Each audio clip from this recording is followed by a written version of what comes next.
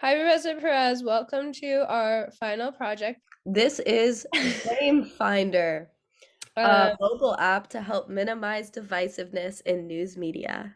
and we are going to be tackling the issues of news framing and, dare we say, agenda seating. And now Meg is going to take us to the why of our intervention. Why did we want to talk about news framing? Well, it's a specific issue that we want to minimize the fallacy of objective reporting. There is extensive research to describe the ways in which media platforms alter how they convey news in a way that serves one group over another. A 2015 study called The Mediating Role of Emotions: News Framing Effects on Opinions About Immigration found evidence to support news framing as an emotion manipulator. News frames can increase discrimination against certain groups or encourage support for policy changes. So clearly, this issue has an effect on our society as a whole and can either spur conflict or negate it, depending on the frame. Mm-hmm. Ooh. So our problem statement and the conflict context.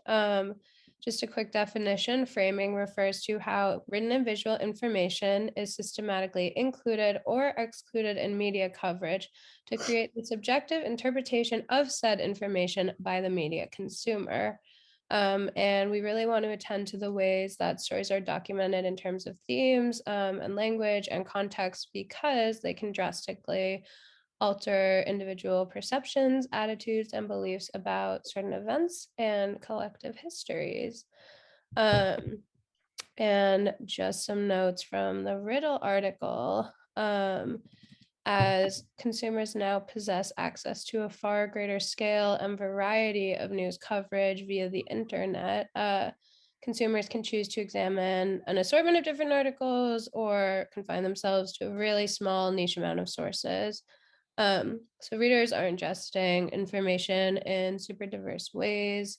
Mhm. And this is really important for conflict research because news frames can increase discrimination against certain groups or depict social justice movements as violent and illegitimate, or else increase empathy and solidarity.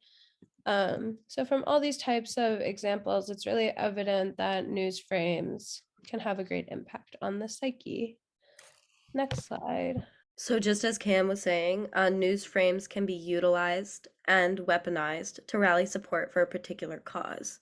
And of course, this can have divisive effects. A few important quotes, key quotes that led to us wanting to kind of provide the frame Sorry. finder, which we'll get into more in a moment, is Davenport and Leach's. Media attention can be sympathetic or hostile. Even presented with similar facts, different reporters and news organizations often structure stories in systematically different ways. So that gets to the epistemological violence that we covered in class from Crenshaw 2014. Not only does news coverage use distinct framing patterns for American and foreign perpetrators, this is about domestic and non-domestic terrorism. Um, but those patterns foster a populace that conceptualizes American and foreign terrorists differently. And finally, from the Riddle et al. Reading, news media plays a vital role in public discourse, but is undergoing rapid shifts in the digital era. Careful navigation of these shifts is imperative if media is to continue to be a valuable communication and information dissemination tool. By framing the shooting of Michael Brown and the subsequent protests in different ways, these media organizations instead become tools to facilitate and maintain group divisions in attitudes and beliefs.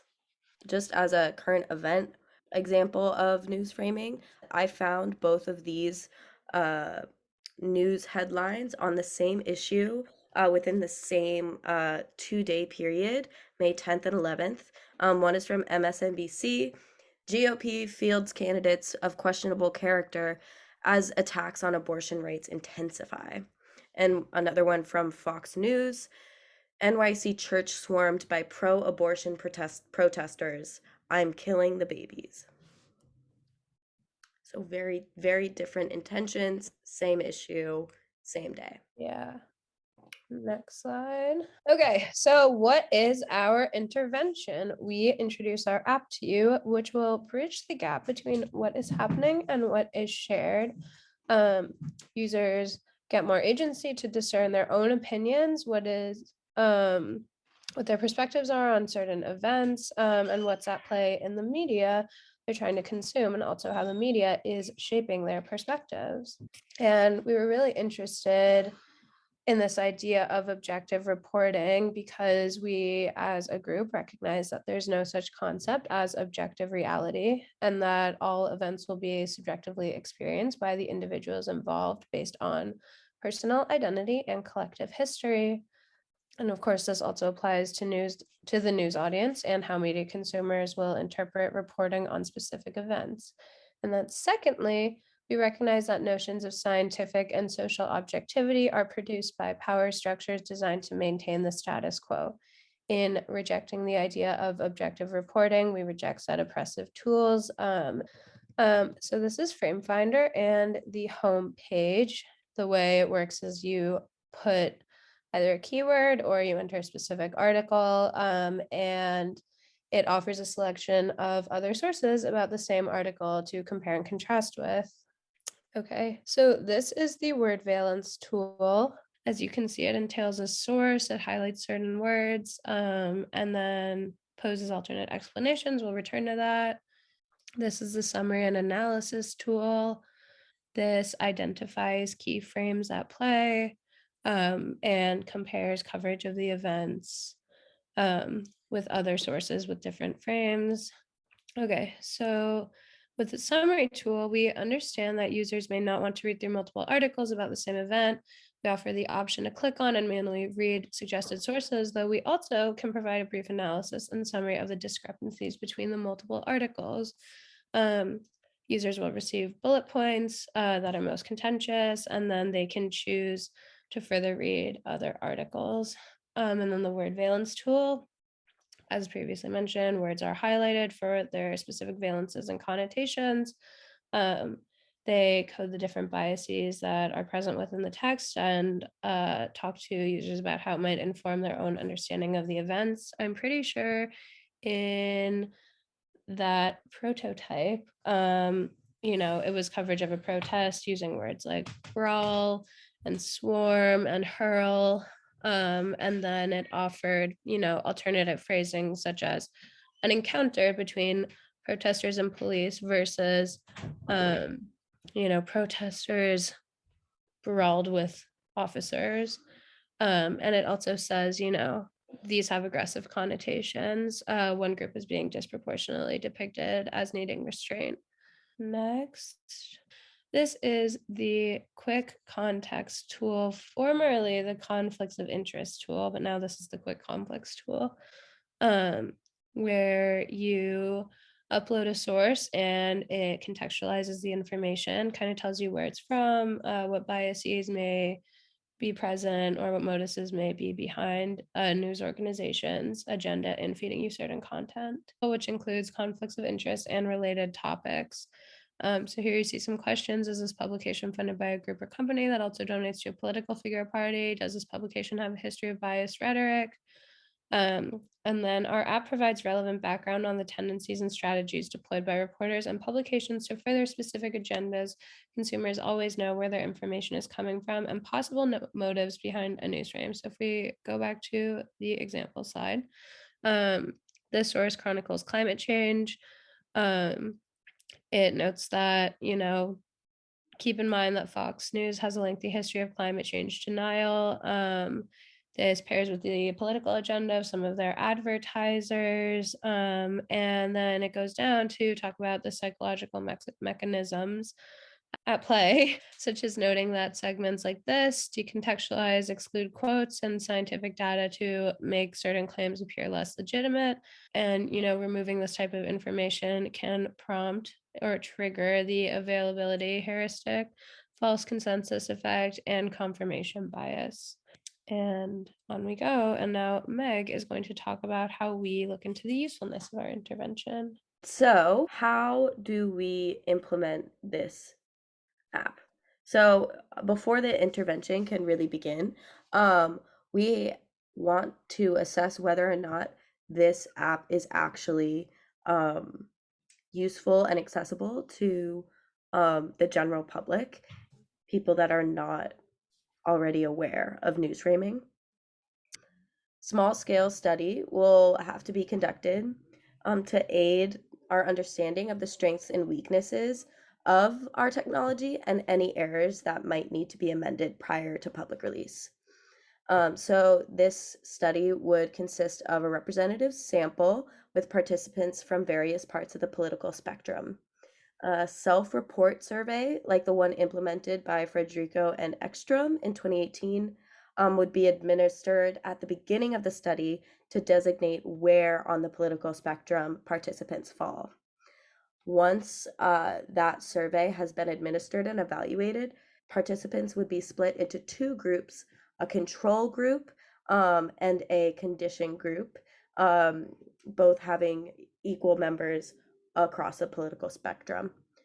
Um, then the participants will read a series of real news articles and invented news articles, and they will answer a series of questions about what they learned, and those questions will be answered on the Likert scale. Yes, the control group will receive the news articles without any context, while the condition group will use FrameFinder to read the articles. So this is an example of the post-reading survey that would be given to everyone. So the questions will be like, the news articles presented align with my political beliefs. One or more articles changed my opinion about an issue, etc., etc. The participants who used the FrameFinder will also answer a questionnaire specifically about FrameFinder uh, that will aid in our understanding of how accessible the app is. Questions like, I feel more aware about bias in media than I was before. I would use FrameFinder, etc., etc. Some assets of our intervention is that it is scalable. It's easily distributable. Unfortunately, it would not be low cost because we would need to employ people to keep Okay, the app. database. Another pro is that there's like a potential for long-term change, behavioral change. And a con is that there's not really a short-term effectiveness that can occur. And we'll get into that a little bit more in the rest of the presentation. Yeah. So our reflection frame finder offers access to a ton of different news sources, which will lead to greater awareness and thoughtfulness among users. Okay, so reflection frame finder offers access to a diverse set of news sources, which will lead to greater awareness and thoughtfulness among users. Because we understand we're tackling a big problem, this intervention is designed for all online media consumers, which is a wide and varied demographic. But we believe our app's features can accommodate such a range. It's our hope that groups in positions of power may become more oriented towards sympathizing with and assisting disenfranchised communities when given broader context. All right, so really, like the impetus of this project for us was skepticism, and how psychologists often emphasize the value of skepticism despite its negative connotations in our lexicon. Uh, and as our episteme builds upon itself, so should our capacity to reevaluate and investigate the subjective angles our body of literature has. And so FrameFinder brings the philosophy of skepticism to the general public, not as encouragement for interpersonal mistrust, but as a tool for greater understanding of current events and politics in the digital age. So this project is kind of a response to that earlier question posed by Riddle et al. Of, what do we do about news framing in the digital age? And our conclusion is, we understand that shifts in attitudes and beliefs are difficult to achieve without consistent and deliberate intervention. Um, but we hope by, the accessibility and ease and handiness of the format of an app, consumers will be inclined to use it ongoingly. Ultimately, we hope that extensive use of our app prompts behavioral shifts in how users approach the news. And then, other people and circumstances as well. Um, but primarily and firstly, teaching them to be more mindful media consumers and suggesting they think twice about a headline when necessary. We also hope to empower readers with the agency to decide which sources and frames are most resonant with their individual circumstances and agendas. Likewise, to help them recognize how malleable their psyche can be. Um, and the ethos of all of this is to encourage independent consumer decision making, self-trust, and staying away from the habit of, just listening to one source's narrow views and really being, a free thinker and exploring all literature possible. Thank you. So much for watching our presentation, and thank you for a great semester. Thank you, Professor. Bye. Yay! Bye.